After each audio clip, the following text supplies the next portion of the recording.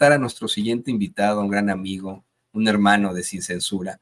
Quiero decirle que si usted revisa en estos momentos las noticias, lo que se está planteando en redes sociales, podría pensar que efectivamente tenemos una circunstancia terrible en estos momentos en nuestras manos al hablar de México, pero en la realidad pues estamos hablando de una circunstancia mundial. La verdad es que son momentos difíciles para la Tierra, pero yo le quiero pedir a usted que no se desanime. No se desanime, no piense que estamos en alguna circunstancia final. Ya ve que siempre hay estos falsos profetas que salen a decir que son el fin de los tiempos. No, hombre, la humanidad en muchas ocasiones, en muchos momentos históricos se ha enfrentado a estas etapas difíciles, etapas de violencia, etapas de destrucción, etapas en lo que lo más, en la que la más fina inocencia se ve destruida, pero sale adelante gracias a usted, gracias a que como humanidad además le apostamos siempre a lo bueno, a que los buenos somos más siempre y en definitiva.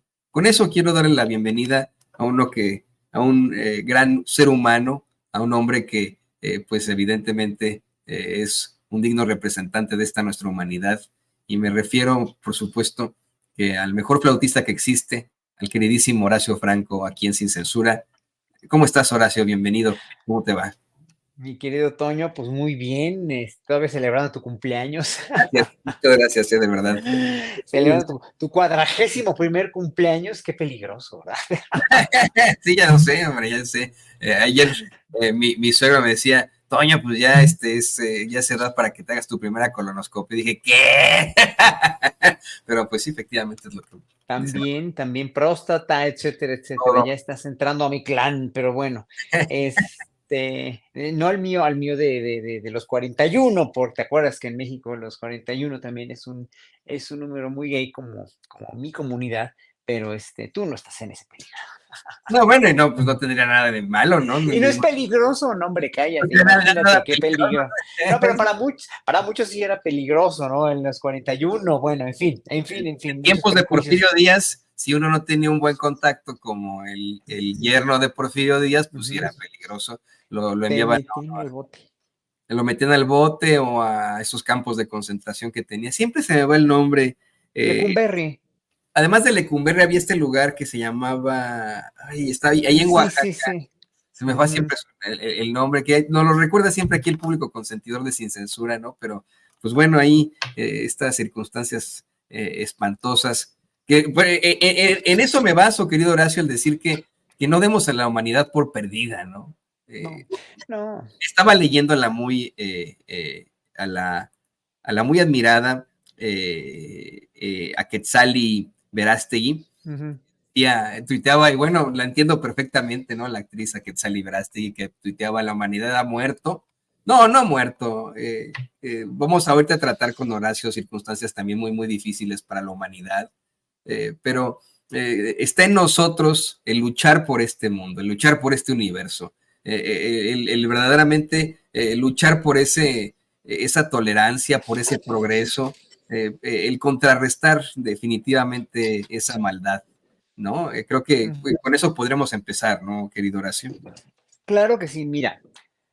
Mira, yo estaba oyendo muy detenidamente las acertadísimas opiniones sabias, y maduras, sabias, acertadas, con un sentido común y una inteligencia verdaderamente prodigiosas de Molay, a quien mucho admiro y quiero además, un gran amigo. Y yo lo único que puedo decir de todo esto que estábamos oyendo con él y que él estaba disertando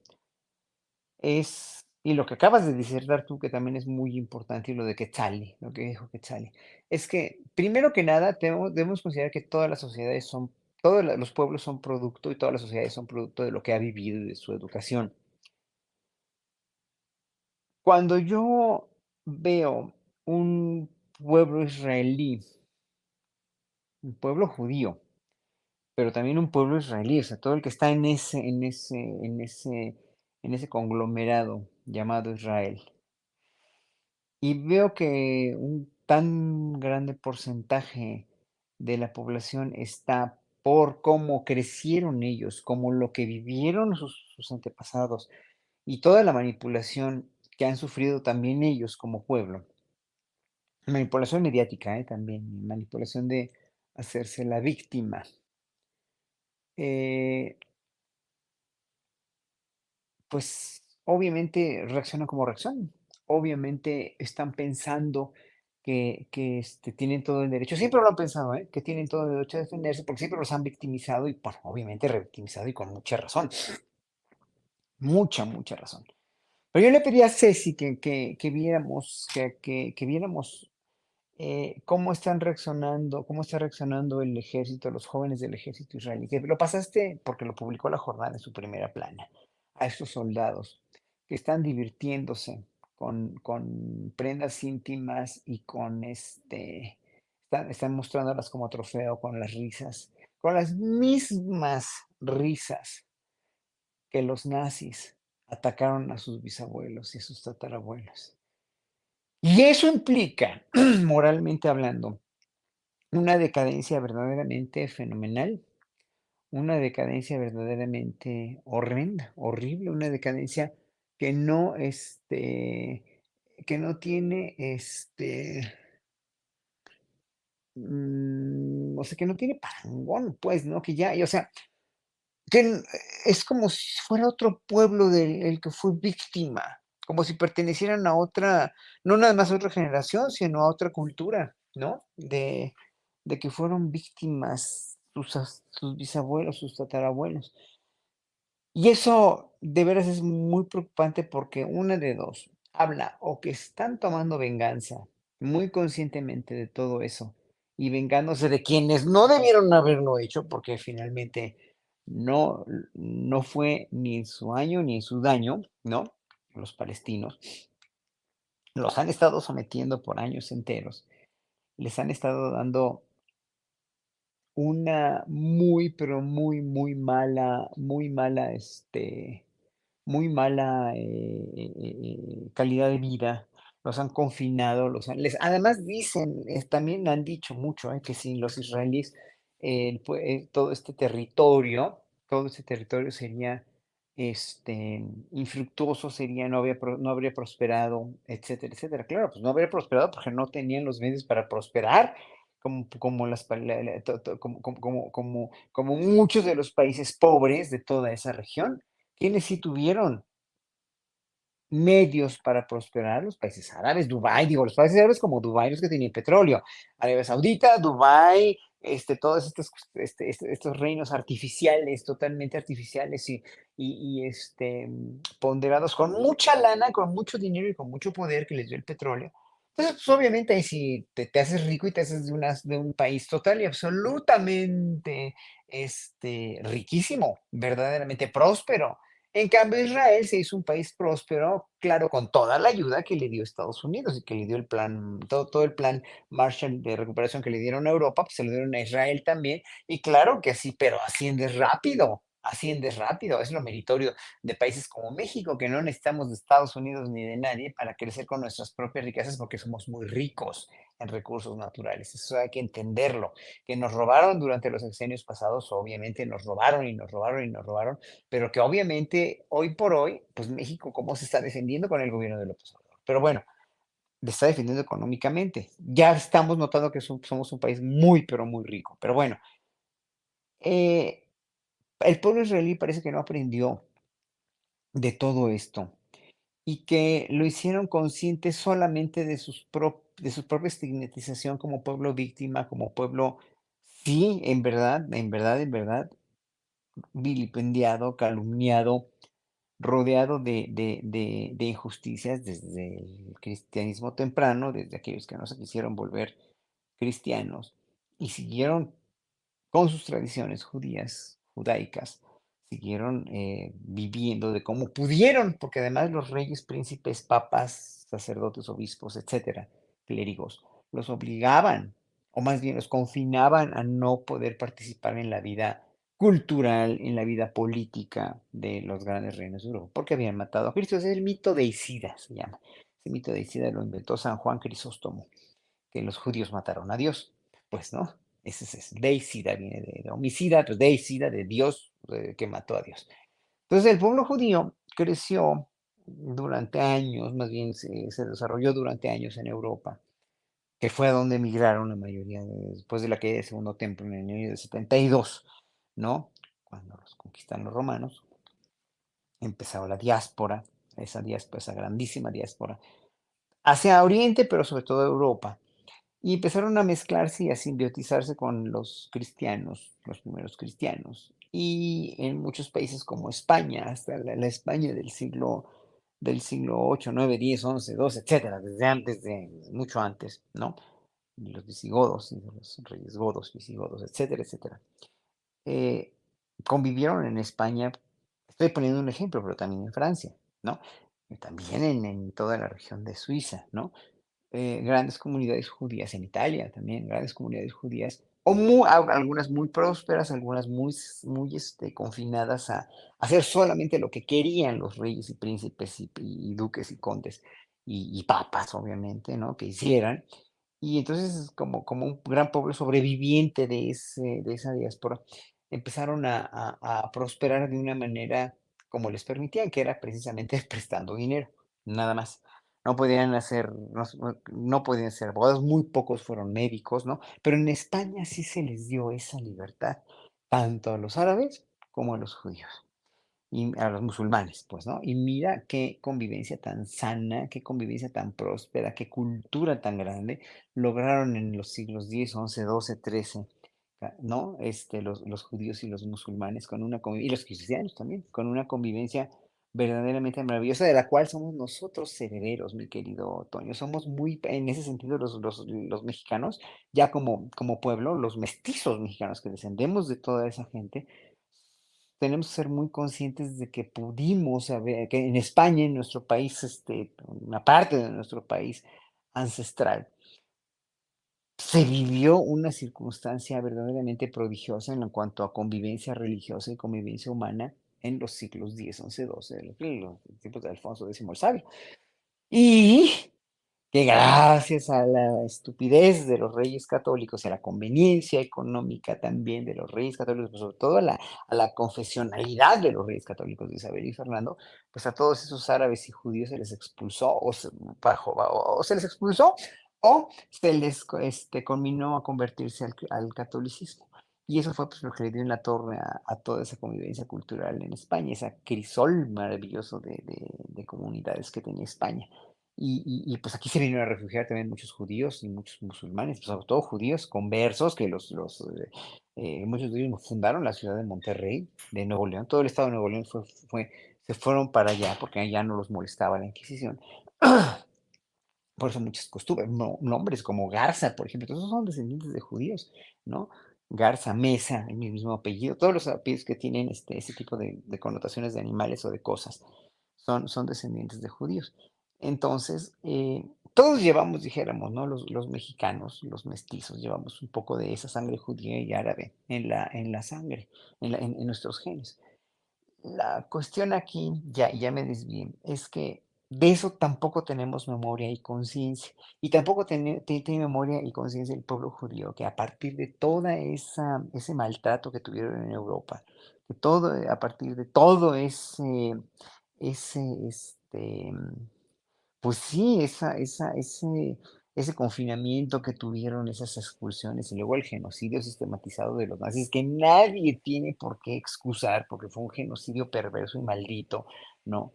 Pues obviamente ellos fueron víctimas, muy, muy víctimas.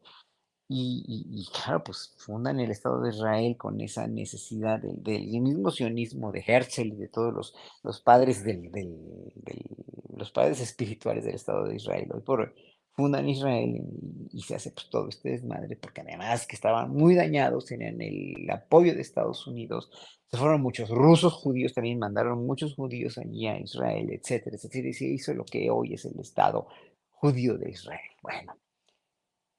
Ese Estado judío de Israel, para mí, a mi juicio, debe estar enormemente agradecido con los palestinos, enormemente agradecidos con Inglaterra misma, de que les dejaron vivir ahí, porque les querían dar Texas. No sé si sabían eso. a los judíos. En un momento dado, los Estados Unidos planeaban darles Texas y que se fueran ahí. Y no, pues ellos querían regresar a donde estaba su templo, ¿no? El segundo templo y todas sus raíces históricas, que también son las mismas raíces históricas y más antiguas aún de los palestinos. O sea, es una historia de nunca acabar. Son dos pueblos que finalmente, miren, lo más chistoso es que son el mismo, la misma raza, los mismos genes raciales, pero que han estado de veras peleados por milenios. Y entonces, híjole, cuando tú tienes memoria y conciencia histórica de eso, pasa lo que pasó cuando yo vivía en Holanda en los años 80, principios de los 80. Hicieron un programa muy interesante, fíjate, muy, muy interesante, de hijos de víctimas, digo, esto fue 40 años después, entonces estaban los muchachos de nuestra edad, ¿no? De un poquito más grandes que nosotros, 50, 60 años.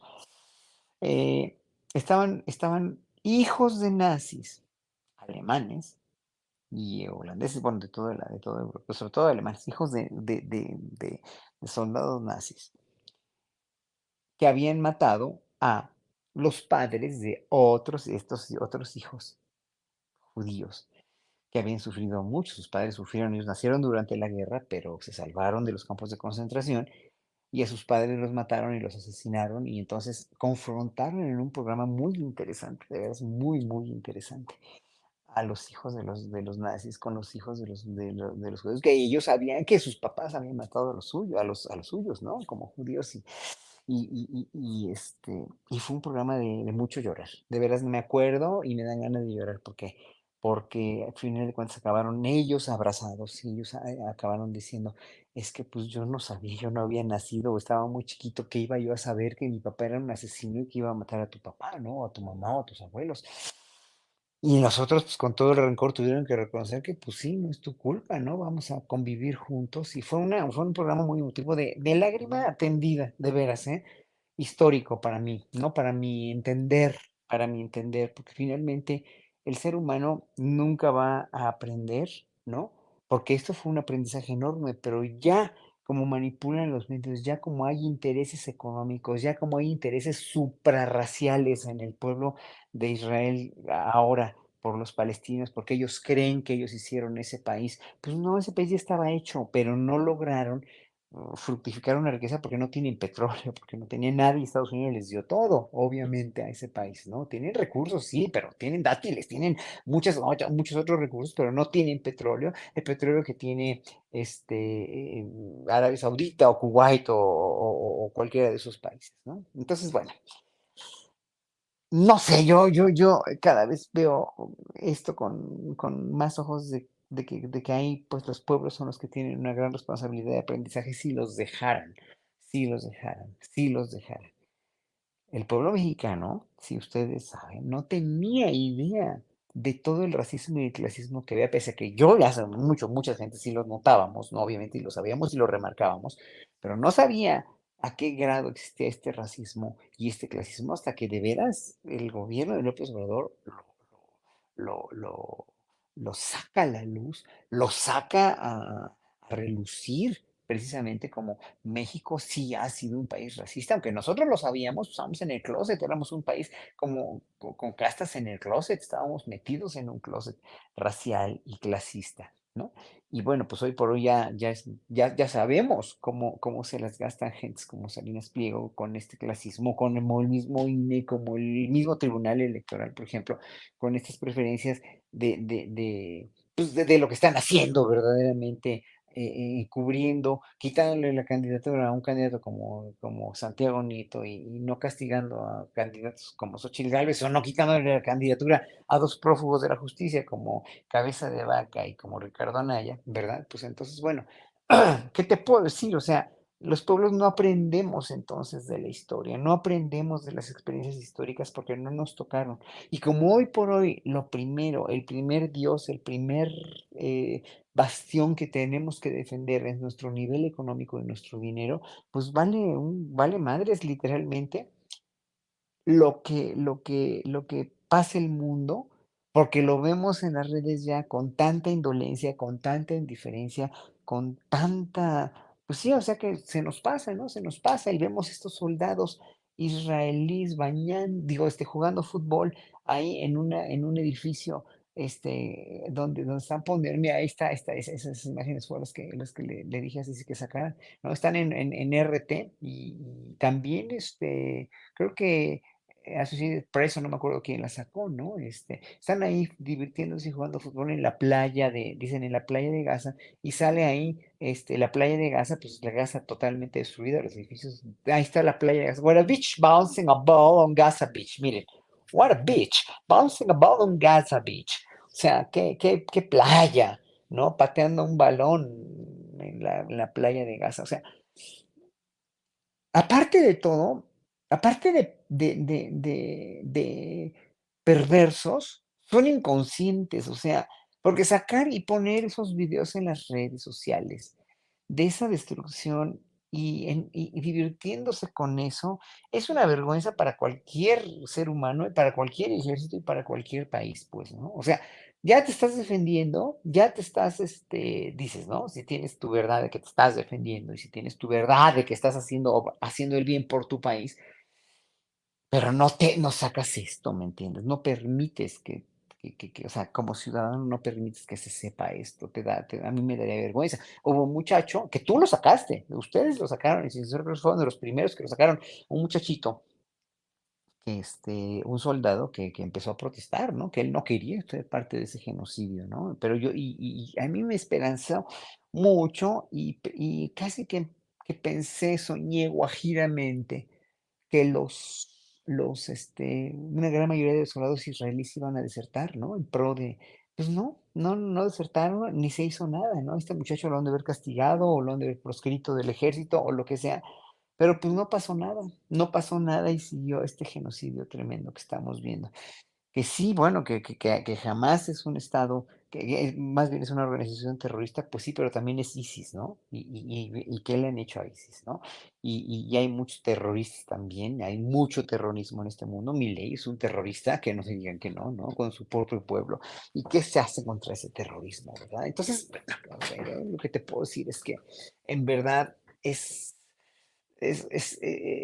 estoy totalmente, pues sí, consternado por todas estas imágenes que vemos, por todo esto que está pasando con esta irracionalidad política que hay en México, donde tenemos un tribunal electoral que no castiga a quien debe castigar y que pone en tela de juicio cada palabra que dice el presidente y que lo castiga y que lo conmina y que lo censura finalmente, ¿no? Y no le quitan la candidatura a una persona como Xóchitl Gálvez, ¿no? Donde de veras, en verdad, y ya lo dijimos, lo vi hace rato, ¿no? Está violando una ley, ¿no? La ley de propiedad intelectual, al usurpar, al mal utilizar un logo como el del INE, ¿no? O sea, eso lo haces tú, luego y nos meten a la cárcel inmediatamente, Toño, ¿no? Lo hace cualquiera del público, nos meten a la cárcel. Qué terrible en verdad eso que pasa en el INE, de veras, o sea, eso está llegando ya a límites de veras surrealistas y muy, muy groseros, de veras muy irracionales, ¿no? Porque si van a jalar parejo, pues jalen parejo, pero no sean tan evidentes, ¿no? O sea, esa evidencia de que tienes una preferencia y que no te vas a mover de ahí y que no te puedo mover de ahí, es verdaderamente abominable lo que está haciendo el Tribunal Electoral. Y también el INE en cierto sentido, ¿no? O sea, ya Guadalupe Tadei había combinado a la inteligencia, ¿sí cuál? Inteligencia de Xochitl Gálvez, que cada vez de veras pienso que es que es menos inteligente, por no decir otra palabra, para no insultar. Pero dices, bueno, es que, ¿cómo es posible que no sean parejos con todos, que le hayan quitado, que hayan quitado la candidatura a Nieto o al anterior candidato de Michoacán por cualquier cosa, ¿no? Por pasarse 50 pesos del gas, por decirlo así, ¿no? Y no le quiten la candidatura o no la sancionen o no la metan al bote, porque te meten al bote por usufructuar, o más bien por hacer uso indebido del logo de una institución, pues, ¿no? ¿Que estoy pidiendo mucho? No estoy pidiendo nada que no sea cierto, pero bueno, lo mismo pasa con lo que sacaron ayer de Citlali o antier en los peluches, dices, no, no es posible, o sea, esto no puede ser. En un momento dado, y lo digo en serio, lo digo porque ya lo he dicho y ya he confluido más opiniones como esa que voy a decir. A mí me gustaría muchísimo que López Obrador de veras, que no es en ningún momento dictador, que no es en ningún momento ni sátrapa, ni dictador, ni hace, como dicen, proyectos que son puros caprichos ni nada. O sea, a mí me gustaría que sacara un poco más ese cariz de dictador que no tiene y que hiciera lo que hizo Cedillo con la Suprema Corte y con todos estos tribunales, para que de veras se vieran de qué lado más que León y el pueblo se lo iba a agradecer muchísimo, porque ya estamos hartos, hartos, estamos cansados y deprimidos y tristes además de que se comporten así tan facciosamente, tan, en verdad, tan dolosamente, porque no tienen razón de hacerlo. Y en un momento dado también el presidente tenga que reconocer que en su gobierno se da el MEX. Hay corrupción, sí, lo ha reconocido, pero que castiguen, que castiguen. O sea, que sí se exponga también, porque López Obrador va a pasar, ya pasó a la historia como el mejor presidente que hemos tenido en el siglo XXI hasta hoy, sí, pero podría en un momento dado todavía depurar más toda esta imagen que, para que no estén hablando de que López Obrador encubre, que López Obrador esto y que lo demás allá. Obviamente López Obrador sí ha sido muchísimo víctima de mucha gente en su gobierno que empezó a corromper o que quería seguir la misma corrupción, porque esas son conductas que están aprendidas desde sexenios anteriores, donde no es tan fácil quitarlas, ¿no? Pero él no las tiene y en eso confiamos, ¿no? En eso confiamos y ojalá que él lo sigue diciendo con la frente en alto, porque no tiene nada que temer, ¿no? Pero obviamente que sí se castigue a esta gente que sí tiene vela en el entierro en la cuestión de la corrupción, ¿no? Pues se está hablando mucho de Rocío Nale, se está hablando mucho de la campaña. Yo vi a Rocío Nale, un video donde iba rodeada de 12 camionetas con guaruras y dices, bueno, no, esto no es austeridad, pero ¿qué pasa con Nale, no? Si, si, si, si, si en verdad es nada debe, nada teme, pues ¿por qué tiene tanta seguridad, no? Porque está actuando como actuaban los gobernadores priistas anteriores, ¿no? O sea, y Morena tiene también que recular un poco en la cuestión de los candidatos. Morena no necesitaba de candidatos chapulines que vinieran a hacer lo mismo que hizo Lili Telles o lo que hizo Germán, ¿no? Martínez, no, no tenía por qué, porque tiene asegurada una plataforma de transformación muy exitosa con Claudia Sheinbaum y obviamente pues, Claudia Sheinbaum va a ser la próxima presidenta, por supuesto que sí lo va a hacer, ¿no? Pero finalmente, bueno, no tiene por qué contaminarse, porque si se contamina estos años que vienen, el próximo presidente va a ser de extrema derecha, ¿eh? O sea, en verdad puede ser de extrema derecha, ya sea Salinas Pliego, Verástegui o quien ustedes quieran y manden, pero no, Morena no nos puede fallar. Como López Obrador no nos falló como presidente, Morena ya como partido no nos puede ni nos debe fallar. Es urgente que el pueblo mexicano siempre estemos incisivos a ser críticos de cualquier proceso indebido que se registre en Morena o en cualquiera de sus gobernantes. No estamos, perdón, no me habían abierto el micrófono, querido Horacio, pero decía que estamos en un momento, insisto, difícil para el país, para la tierra, un momento de absoluta definición, un momento de cambio, un momento que será recordado por generaciones por venir. Y efectivamente, no solo no Morena, yo creo que nosotros no podemos fallar en cuanto a esa búsqueda del progreso. Quería platicar contigo, le voy a pedir al equipo que nos grabe este tema tan lamentable que ocurre en Tasco, una tragedia por donde se vea y una tragedia que desafortunadamente está siendo una vez más utilizada por la ultraderecha mexicana, por el mismo Salinas Pliego, por los politiqueros para sacar raja, para el golpeteo, para el enfrentamiento político, de forma electoral está siendo utilizado este incidente tan terrible, pero tiene muchísimos asegúnes, tiene muchísimas vertientes. Desde muy, muy temprano le informamos a usted que nos ve, que nos escucha, bueno, pues que ocurre este incidente terrible. Una niñita de 8 años de nombre Camila fue invitada por sus propios vecinos a jugar en una alberquita de plástico, de estas de hule que venden en el supermercado. Hay imágenes de cámaras de seguridad que muestran cómo la nena efectivamente, pues sí llegó a esa casa, llega muy feliz, llega saltando, pero no se sabe de ella ya después durante horas. La mamá llama a la casa de la vecina para preguntar qué pasó con su nena, con su hijita. La vecina le dice que nunca llegó y momentos después recibe llamadas exigiendo un pago de 250,000 pesos por su liberación de un supuesto secuestro express. Contactan a las autoridades, se ha dado a conocer que detuvieron a un taxista que habría llevado a las autoridades a donde pues se encuentran el cadáver de la nena horas después. Se hace una circunstancia terrible. El juez al que encargan el caso, no sé, eso es lo que se plantea, no habría determinado las órdenes de aprehensión como se necesitaban de inicio, y la gente desafortunadamente toma pues el asunto en sus manos en medio de la impaciencia. Familiares, amigos pues, de esta nena van hasta la casa de la vecina y extraen de ahí a 3 personas. En un principio se había planteado que se trataba de, bueno, obviamente de la madre de la señora esta presunta responsable, que habría incurrido en el secuestro, y de su pareja sentimental, pero se está manejando ahora en otra información que se trata de 2 de sus 4 hijos. La señora tenía 4 hijos, sacan a ella, a 2 de sus hijos, el taxista ya está detenido, ese no enfrentó ningún tipo de problemáticas, y los linchan a los 3. Les dan una golpiza terrible a los 3 en las calles de Tasco Guerrero. eh, usted seguramente ha visto esas imágenes. Nosotros aquí en Sin Censura, por ética periodística, por integridad, nunca le presentaremos imágenes así. No, no es necesario.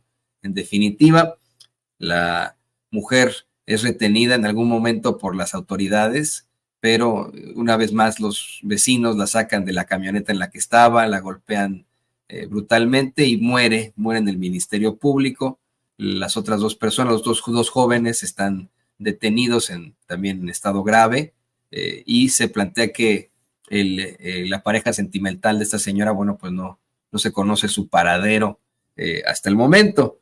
El hecho es retomado, insisto, ¿no? Por muchos politiqueros, es retomado por medios de comunicación corporativos, apelándole a la pues a la raja política, al beneficio buitre de estos opilotes. Yo hacía el cuestionamiento al principio, una vez más aclarando que no se trata de defender un gobierno, no un político ni nada, pero verdaderamente, ¿en qué cabeza cabe el culpar a un gobierno de la acción de una señora que se aprovechó de la vulnerabilidad de una pequeña de 8 años para intentar sacar dinero a una familia? También se ha dado a conocer que el papá de Camila radica acá en los Estados Unidos como trabajador, como muchos de nosotros, es paisano mexicano, radica en Denver, Colorado, y pues imagínense, él sigue acá enfrentándose a esta horrenda tragedia desde acá. Yo no puedo ni imaginarme por lo que está pasando, por lo cual, bueno, pues los secuestradores habrían pensado que era una buena idea sacarle dinero a la familia. Se plantea que eran pues muy cercanos, que estaban ellos entre sus redes sociales, que incluso se likeaban, por decirlo así, se gustaban sus publicaciones. Y bueno, pues hoy todos estamos sufriendo este nuevo incidente como mexicanos, una nueva tragedia para México, que yo insisto, querido Horacio, desafortunadamente está siendo utilizada por los políticos, pero tiene muchas más repercusiones. Va mucho más allá esto que acaba de ocurrir ahí en Tasco Guerrero, y sé que tú quieres haceros una reflexión al respecto. Mira, yo creo que lo del linchamiento ayer es un grito exasperado, ya. Como ha habido tantos, en Milpalta hace muchos años con el gobierno de Brad, me acuerdo, o o cualquier otro linchamiento que haya, las mismas policías comunitarias, las guardias comunitarias, ¿no? De Michoacán. Gritos exasperados del pueblo mexicano por decir ya basta de una justicia que no actúa a tiempo, ya basta de un sistema judicial que no es eficiente, que no funciona. Son gritos exasperados ya de veras, son gritos de exasperación y de dolor profundo que nadie quiere, nadie quiso esto, pero que sacaron su exasperación tan grande, su enojo, su descontento, su indignación, que actuaron de esa manera y ocasionaron lo que ocasionaron. Entonces, ¿cuál es el corolario? ¿Cuál es qué reflexión debemos sacar de esto? Que el sistema judicial, si no se renueva, si no hay justicia expedita en este tipo de casos, si no hay una actuación real, correcta, profunda, buena, eficiente, honesta de las fuerzas públicas, entonces sí tiene que haber un cambio, primero una reforma judicial muy grande. No quiero hablar de cambios de guerras ni nada, ¿no? O sea, porque sería inútil, sería atentar contra mis principios, pero mira, oyendo ayer a Fernando Buenavad, me parece que fue el que lo dijo, con Julio Astillero. Hay estados de la República donde sí es necesario una política más rigurosa, casi, bueno, dijo como un buquelazo, pues, ¿no? En ciertas regiones, en ciertos estados, ¿no? Donde el crimen organizado ya hace lo que se le da la gana. Y aunque sean disputas entre ellos, pues el pueblo sí la sufre, ¿no? Oía por ahí, fíjate, en una barbería, que decía un muchacho que él vivía en Chilpancingo, ¿no? Y en Chilpancingo, pues si tú no te metes con ninguno de las organizaciones criminales, pues no te pasa nada, puedes salir y entrar de tu casa tranquilamente a la hora que quieras, ¿no? Obviamente, sí, cada quien habla como le va en la feria, y esto podría ser una generalización si no fuera porque nos enteramos de cosas tan fuertes como las que pasaron en Taxco, no como las que pasan en Guerrero a cada rato. Pero pues tú dirías, ya las policías de ahí, ya los jueces de ahí, ya deberían estar, en verdad, la Fiscalía de Guerrero, ya debe estar en otra situación, ya debe haber un poco mano más dura, otra vez mano más dura de López Obrador y del gobierno federal en casos como el de Guerrero. O sea, porque pues si Evelyn Salgado no del ancho como gobernadora, como dicen muchos, que no me consta, pero si Evelyn Salgado no lo hace, pues ya tiene que haber una cuestión más profunda, ¿no? Mucho más profunda, como la debe haber en Zacatecas, como la debe haber en donde, sean morenistas o sean en Guanajuato, obviamente. A mí no me importa el partido político, pero lo que me importa es la seguridad y sobre todo la tranquilidad y sobre todo la imagen que están dando, ¿no? Para que finalmente y precisamente no sea la oposición la que diga, ven, como lo que está pasando en Guerrero es culpa de Morena, ven, o sea, todo me remito a eso, pues, ¿no? Ya en un momento dado, sí hay lugares de México donde sí se necesita, si no mano más dura, ya una justicia más expedita y un sistema judicial que sí funcione. Porque esto va a volver a pasar y lo van a volver a seguir explotando las oposiciones. ¿Por qué? Porque están acostumbrados. Ahorita se vale todo en la guerra sucia, pues, ¿no? Y vamos a ver cosas más profundas y más feas y más fuertes de las que hemos visto y no nos va a gustar, pero tampoco, pero también el gobierno federal tiene que hacer, la Guardia Nacional tiene que poner ahí mano un poco más dura, pues, ¿no? Y los ciudadanos, si no lo hacen, si ellos no lo hacen, los ciudadanos hacen lo que ellos quieren hacer o tiene que hacer la justicia, y claro, se caldean los ánimos de tal manera como se caldearon ayer en esta ejecución, en este linchamiento, y pues, ¿quién pierde? Pues pierden todos, ¿no? Pierde más credibilidad la justicia, pierde, obviamente, la familia de la niña ya perdió todo, ¿no? Ya perdió toda su alegría de vivir, ¿no? Y el pueblo de Taxco pierde también porque, pues, finalmente, digo, hicieron justicia, sí, pero no es la manera de hacerlo, pues, ¿no? Pierde mucho. Todos perdemos con esto, ¿no? Entonces, bueno, yo no sé, como vuelvo otra vez, ¿no? Sí se necesita en ciertos lugares o en ciertos rubros, pues que sí, que se saque un poco más, un poquito más dura, un poquito menos humanista. Pues sabemos que López Obrador nunca va a perder su humanismo real que lo tiene, que lo ha demostrado, porque lo ha demostrado a lo largo de 5 años y medio ya. Pero que de veras esta gente de la Suprema Corte, esta gente del Tribunal Electoral no la muestra. Y entonces, a ver, señores, ustedes están siendo demasiado duros, demasiado intransigentes, demasiado injustos con este país, no con el presidente, no con Morena, no con Claudio Sheinbaum, no, no, no, con el país, porque el país necesita un sistema equilibrado de justicia donde se beneficie a unos y a otros, donde los malos pierdan y donde los buenos ganen, dijéramos, ¿no? Entonces, pues ahora sí que a tomar medidas, a tener mano dura y decir, a ver, señor, Cedillo hizo esto, yo voy a hacer esto también. No puede ser que no. Ya, si tengo esas atribuciones presidenciales y me dicen dictador, que me digan dictador, pero con provecho. De todos modos, él ya pasó a la historia como un gran presidente que nos tiene verdaderamente en un país muy próspero, que ya quisiera Argentina y Milei y todas sus vivoreadas y sus elucubraciones. Me encantó, por cierto, ayer el programa de Sin Censura, donde analizas la mirada, pues casi psicótica y como drogada de un Milei que está verdaderamente sentado en la orilla de la silla, respondiendo como un niño regañado, ¿verdad? Pero pues es que en verdad así era, en realidad, ¿no?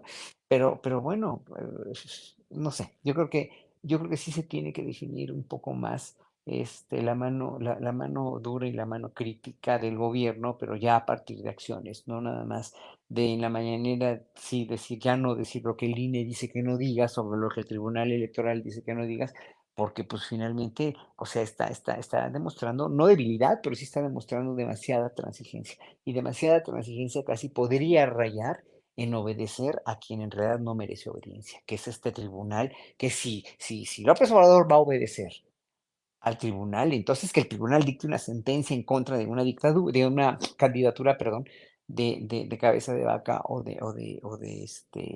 de Ricardo Anaya, ¿no? No sé qué pienses tú, Toño, pero es muy obvio.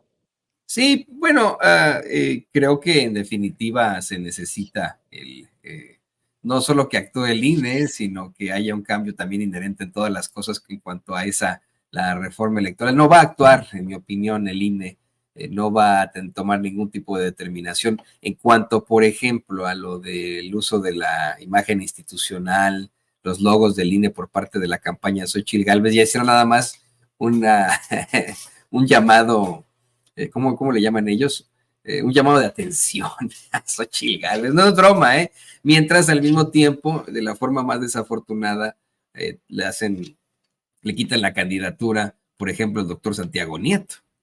O sea, que es algo completamente cuestionable por lo que lo hacen, ¿no? Dicen que no puede justificar su residencia en el estado en el que creció, en el que estudió el kinder, la primaria, la secundaria, la preparatoria, sin querer ni siquiera defender a Santiago Nieto. De verdad, se lo digo yo, usted no tiene nada que ver su condición política. Si le hicieran esto a cualquier otro político por las razones equivocadas, pues por supuesto que tendríamos que expresarnos al respecto, ¿no? Pero bueno, pues ahí en eso queda. Eh, y bueno, pues querido Horacio, yo como siempre estoy muy feliz de poder haber platicado contigo aquí en Sin Censura. No quiero echarte al agua, si se puede sería fantástico, si no se puede también. Estaba pensando que sin que te sientas comprometido, si ante tanta mal, y le pido al equipo que nos grabe, si ante tanta maldad reciente podríamos concluir tu participación de hoy, Viernes Santo, con una interpretación musical, con tal de, pues, endulzar un poquitito el día ante tantas circunstancias. Sí se puede, si no, pues No tengo obviamente. flautas a la mano ahorita, pero te la debo para la próxima con más tiempecito, ¿sale? Sí, es que no Claro, tengo las flautas a la mano, tendría que ir por una, armarla y me voy a tardar mucho. exacto, exactamente. No, yo lo Si entiendo. me hubieras dicho antes de la entrevista, sí, pero me escribiste un WhatsApp que como tuve que leer en el mismo teléfono, Sí, no, entonces, así pasa. pero ya no pude pararme porque ya me tocaba. No te preocupes, querido Horacio, de todos modos, pero yo quiero también agradecerte en nombre del equipo de Sin Censura y, por supuesto, del público consentidor, que tú eres parte de ambos, ¿no? El del equipo y del público, por tu participación. Esta reflexión ha sido verdaderamente importante, dura para todos, importantísima. Y bueno, pues te pido que nos compartas también tus redes sociales, de donde siempre te estamos también nosotros ahí retuitando ante tantas circunstancias interesantes que nos Sí, no, planteas. pues muchas gracias. No, mira, yo casi no tuiteo, en realidad ya no, porque las hordas de bots y las hordas de chairofifis contra cualquiera que escribe algo bueno del gobierno, están a la orden del día. A mí no me gusta recibir insultos de nadie, ¿no? Y menos de cosas que pienso y que son honestas en ese sentido, ¿no?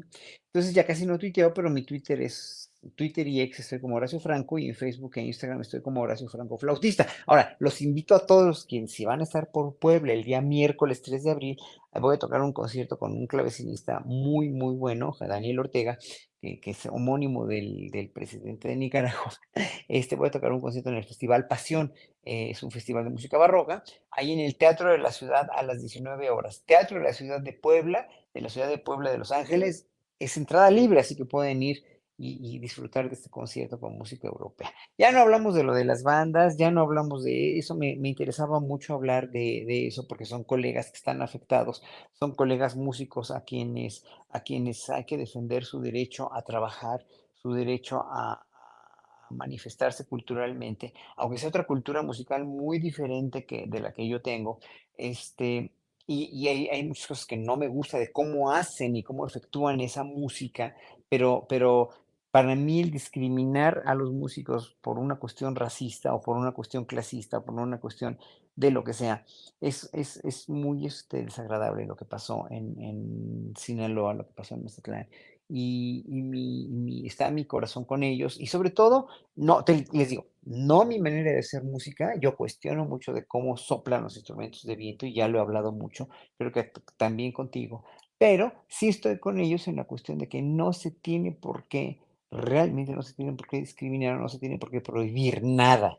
La cuestión es que llegamos a ese tipo de textos, sobre todo de los textos, de los narcocorridos, estoy hablando más de los narcocorridos, llegamos a ese tipo de textos socialmente y culturalmente hablando. Porque mucha gente dice que eso no es cultura, pues ¿cómo no va a ser cultura? Es una gran cultura, ¿no? Los corridos y los corridos desde el siglo XIX son una gran cultura. Luego los narcocorridos derivaron de esa gran cultura, derivaron en una culturización de algo que finalmente fue inculcado por medios de comunicación, por sociedades delictuosas, por gobiernos como el de Estados Unidos, donde finalmente hicieron un caldo de cultivo fantástico para que eso existiera. Si eso no es cultura, entonces yo soy un ángel exterminador o algo así, no sé qué soy, pero bueno, eso es cultura. La cuestión es que si a la gente no le gusta y la gente va a la playa a descansar, se puede en un momento dado regular todo, sin afectar ni a los que les gusta la música de corridos, ni a los que quieren descansar en una playa. Ahora, obviamente, hay muchas maneras de regular, como todo se puede regular en este mundo. Hasta en Suiza, los adictos a la heroína tienen una regulación y a la cocaína. En los parques hay unos casilleros donde te puedes meter hasta el yeso de las paredes si quieres. Hay jeringas y todo para que te los metes porque está regulado. Cuando regulas, drogas, cuando regulas músicas, cuando regulas ruido, cuando regulas comida chatarra, cuando regulas todo, regulas pornografía, regulas todo, se puede llegar en un momento dado a sociedades más tranquilas y menos manifestaciones como las que hubo, ¿no? De esta violencia en contra de los colegas músicos. No, qué bueno que lo mencionas, Horacio, es muy, como se dice en inglés, reassuring, ¿no? El tener Sí, a un gran músico, al mejor flautista del mundo, solidarizándose con los músicos de banda ahí en Mazatlán. Yo, pues ya lo sabes, me has escuchado, también yo estoy con el pueblo de Mazatlán y totalmente de acuerdo contigo, efectivamente podrían llegar a algún tipo de acuerdo, pero de manera unilateral, los hoteleros llegando ahí de la forma más racista y clasista a decir vamos a prohibirles las bandas o que toquen aquí en las playas que son de todos los mexicanos para favorecer a los estadounidenses, pues no, ¿verdad? No tiene ningún sentido. Por cierto que te quiero compartir que mi instrumento favorito es el clavecín. A órale. mi esposa toca el violín y el banjo. Ella estuvo en una banda de música bluegrass durante mucho tiempo y es violinista. Ella, bueno, pues odia el clavecín. No sé por qué, pero no me deja escucharlo. O sea, no lo escuchamos juntos. Entonces yo aquí en mis espacios de soledad escucho, o en el coche escucho mucho clavecín, pero a mi esposa no le gusta no sé por qué, dice que no le gusta, pero me encanta, es lo único que en lo que no congeniamos, porque congeniamos exactamente en todo, ¿no? Pero Qué bueno. Te voy a mandar una grabación con unas rolas francesas del siglo XVIII muy bonitas, para que una se la pongas, a ver si le gusta. Si no le gusta, ya sabemos, ya podríamos decir que es de mi mismo clan, donde a mí, por ejemplo, no me gusta la viola da gamba tanto, no es que no me gusta bien tocada, pero la viola da gamba no es mi instrumento favorito, ni tampoco lo es el saxofón, por ejemplo, pero eso son cuestiones de gustos de cada quien, ¿eh? Sí, sí, ¿no? Y aquí me viene a la mente, en cuanto al saxofón, aquí en Kansas City, bueno, pues es uno de los instrumentos más utilizados y más pensados por el mismo Charlie Parker. Eh, Claro, claro, claro. Y además a mí sí me gusta el saxofón, está excelentemente bien tocado. A mí sí me gusta muchísimo, muchísimo, pero necesito un mood muy especial para oírlo. No son los instrumentos que más me gustan, dijéramos, pero es una cuestión casi visceral, es una cuestión más bien emocional. y en gusto se rompen géneros, ¿no? Así que, Así es, bueno, pues así en es. esas. Quiero, Horacio, te mando un abrazo, mi cariño, el cariño de Sin Censura, nuestro agradecimiento como siempre, qué bueno que al final pudimos platicar de música. Así es. Muchas gracias, Tony. Un abrazo a todo el auditorio de Sin Censura y a Vicente y a Ceci y a todos allá. Pues ahí lo tiene usted al mejor flautista del mundo, al director de Capela Barroca de México, al queridísimo Horacio Franco, aquí en Sin Censura. Y bueno, le